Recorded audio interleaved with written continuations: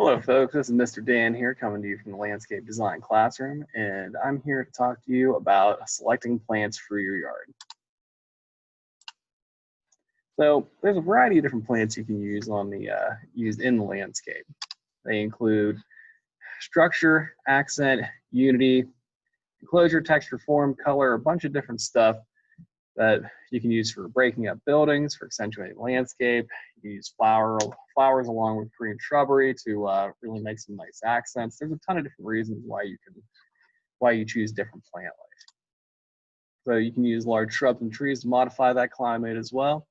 And that means is putting a tree out in the yard to break up the look of a building, putting shrubs up against your house to cover up your foundation. There's a ton of different reasons why you'd want to do some of that. So, and it also allows smaller plants to flourish. So if you have a nice green backdrop, you can put some really nice flowers in front of that. And there's there's a million different reasons why you want to put certain things different ways. So will this plant fit my climate? So whenever you're looking at different plants you want to use, you want to make sure you're in the right zone. So in Western Pennsylvania here, you're pretty much in the zones of 3 to 8, but I always say the sweet spot is about zones 4 to 7. So if you kind of hit that sweet spot right in here of that 3 to 7 or 4 to 7, you'll be able to have plants that stay alive for many years as long as you water them right after planting and let them promote a little bit of growth. So the amount of sun that's going to hit them, always read your label on the plants that you're putting in, and for any plants that you are putting down, it'll always say on the back of the label what the USDA zones are. So again, those will be zones 3 through 7, 4 to 7 is really the sweet spot. Soil drainage, texture, pH, fertility, all this stuff you'll always be able to find on the label of the plant, or if there's no label on the plant, I would suggest taking your phone out, doing a quick lookup of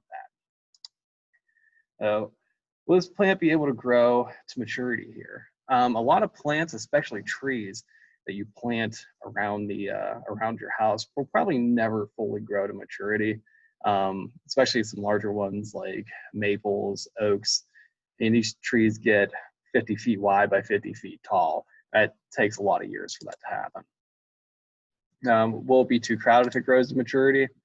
You want to consider the height and spread of a mature plant. So like I was saying, a plant like a maple, you want to have far away from the house and the yard because that's going to grow tall 50 feet by 50 feet. So how does the plant fit into your design?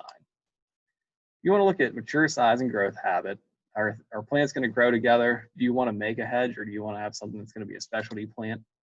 The texture of that plant, do you want something that you can walk up to and touch? It's going to have a scaly texture, or do you want to have something you can look at, like these hydrangeas over here that have like a nice bunching pattern, give like a nice leafy flower texture?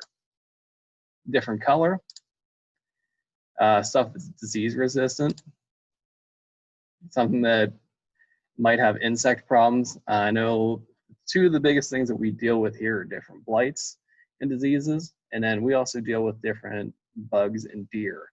So if you don't have a lot of woods around your house, you're typically going to have a deer problem because there's a lot of urban sprawl going through the area now with businesses building up and homes.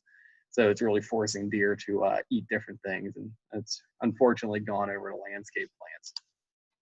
So choose plants where they fit in the landscape. So if we look at our picture on the right, we have some really nice turf areas leading through a path. And then we have a mixture of shrubs, ground covers, nice large trees, any of that good stuff.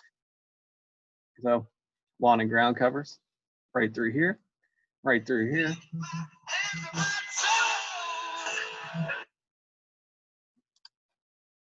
Shrubs, like these barberries and any of this stuff. Different vines. I can't really see those here, but those typically creep around on the ground or heading up a tree. Different trees and accent plants. Typically, you want to have a mixture of everything so you have levels and it kind of shows like a plant hierarchy of everything going through. So lawn and ground covers, just to cover those, that's floor level. So that's going to be your lawn and turf. That's going to be stuff growing on the ground.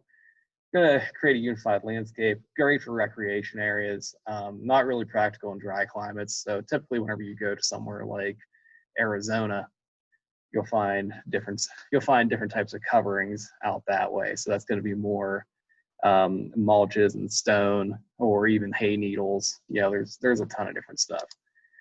The ground covers are an alternative and chosen for color, texture, and height. Common ground covers would include winter creeper, vinca, English ivy, ajuga, hostas, which are pictured right here, pachysandra, wild ginger, and then moving into shrubs, we see some really nice gardens here with shrubs, most likely boxwoods, that have been formed into a hedge. So these are living walls of the landscape. You can also have specimen shrubs as well that have really nice flowers on them, but typically you're going to use more of like a small growing tree for a specimen. So woody plants with more than one stem and smaller than 15 feet when mature. Formal gardens are highly pruned. Natural gardens, they keep their natural shape, but I recommend pruning everything or else it gets out of control. And then can be used as accents. Different types of shrubs include boxwoods, holly, and rhododendron. You want stuff that's versatile and adds color to the winter landscape. So these rhododendrons right here, they produce a really nice purple flower. Some produce white, some produce blue. There's a lot of different types that you can get, but you could even use these as a specimen type of shrub. So some deciduous ones, they include plants that lose their leaf in the winter, but whenever they come out, they typically have a nicer flower than you would expect to find on an evergreen. So these would be like red buds, lilacs, different types of dogwoods. You can also get tree variety of dogwoods. So, you know, be aware of what you're buying whenever you're putting in plants for a landscape design. Other shrubs include coniferous. These are needle and scale-like. So these are where you get some cones off them. You get used in junipers. A lot of these actually also get a berry on them. Don't eat the berry because there is actually a lot of poisonous type of berries coming off of these plants. They're commonly used for hedges and screens, and then the color and form of the winter landscape.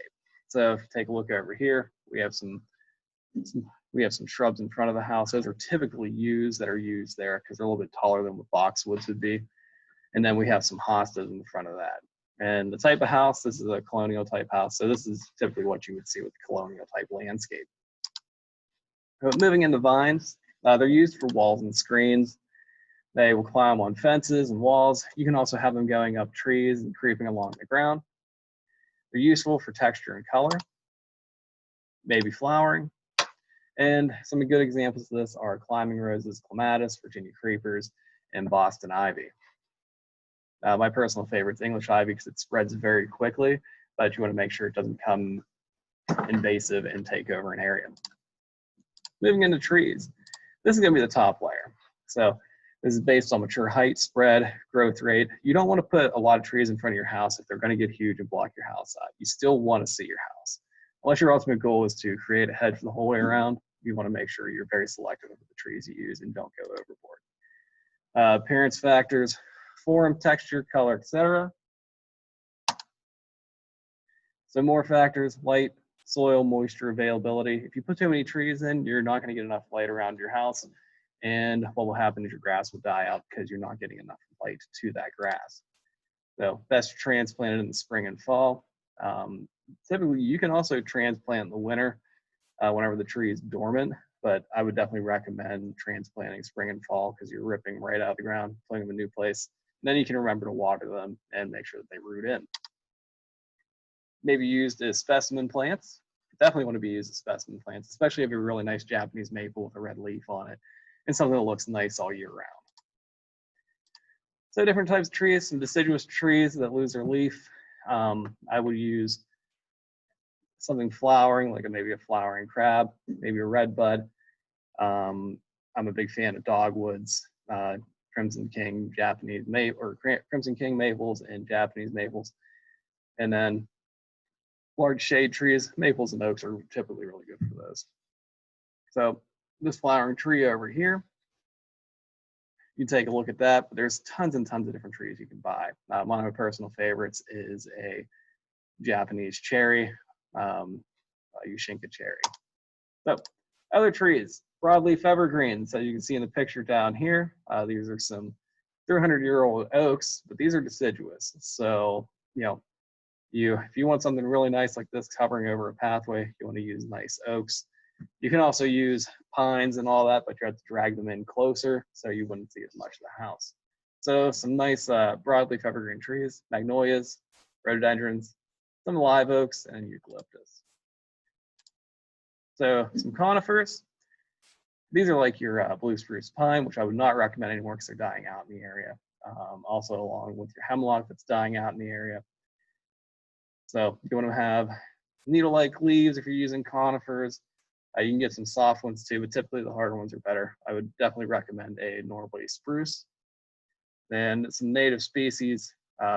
Most of this is adapted to the area because a lot of the conifers in the area are actually native to here. So different accent plants. These can be flowers, herbaceous perennials, bulbs, ornamental grasses. These are used typically around like in the front of beds, in front of shrubs, never behind because they never grow tall enough.